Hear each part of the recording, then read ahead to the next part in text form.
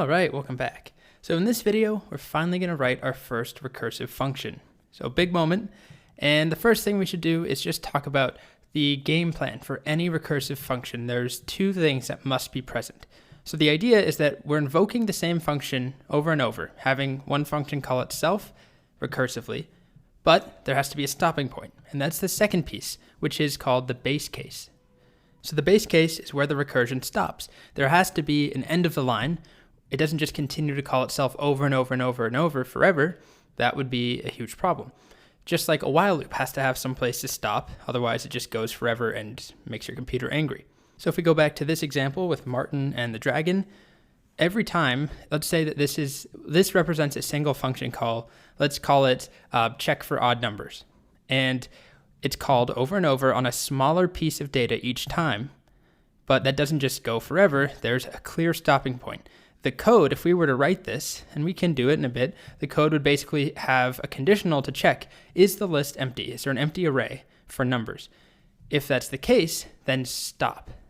So the two essential parts of any recursive function, the base case that has to be there, that's the end of the line, that's where the recursion stops. And then different input, I couldn't really think of a good name for this, but basically the recursive call, you're going to call the same function over and over, but each time you want to call it with a different piece of data. You wouldn't want to just use the same list of numbers and check for the first item in that list to see if it's odd over and over and over, because you would never get anywhere. What you would want to do, or with the Martin and the Dragon solution, we change the list. We basically chop off one number at the beginning and then pass the list through again and try to do the same thing until we hit an empty list. So there's the different input, and then there's the base case. So let's take a look at a real example now. Our first simple recursive function, it's called countdown. It doesn't do much, it just prints numbers. Starting from whatever number we pass in, let's say 5, it will print 5, 4, 3, 2, 1, and then all done. So I have it in a snippet. There we are. If I execute this, you'll see the output is 5, 4, 3, 2, 1, all done. So we could easily write this without recursion, do it iteratively. I went ahead and typed it up. We could do something like this. Let me comment that one out. Function countdown takes a number. We just loop. Start I at the number, like 5, while I is greater than 0. Subtract 1 from I each time. And let's verify that it works. Let me clear this just so we can double check. There we go. So we go 5, 4, 3, 2, 1, all done. Okay, so I just wanted to show that you can easily do this without recursion, and that's not the point.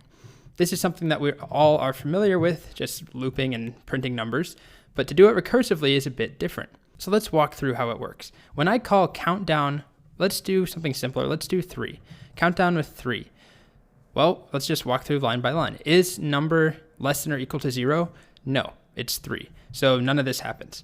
So all we do is print 3, then we subtract 1 from num, and then we call countdown with num, which is now 2.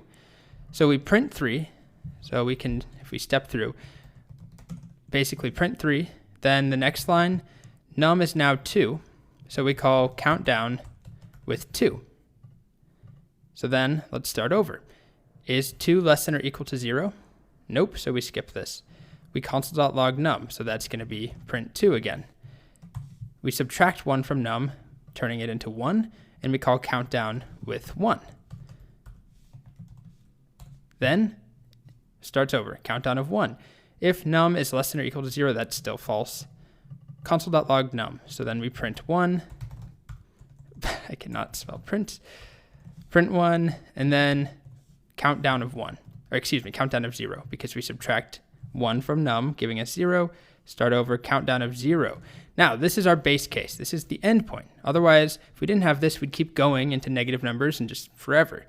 So what is our base case? Is num less than or equal to 0? Yes, now it is. Num is 0. So num is less than or equal to 0.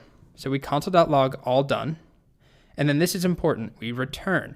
And we're not returning anything, but we have to have this here, because if we didn't, if we just printed all done, then we'd keep going, right? Console.log 0. Num minus minus would be num is -1, and we call countdown with -1. So we have to have this return in order to stop it. Or I guess if we wanted to, we could wrap this all in an else. So hopefully that's clear what happens. Let me just add our final print all done here. So you can see when we call it with 3, it calls itself countdown with 2, calls itself countdown of 1 with 0, and then we hit the base case and we stop.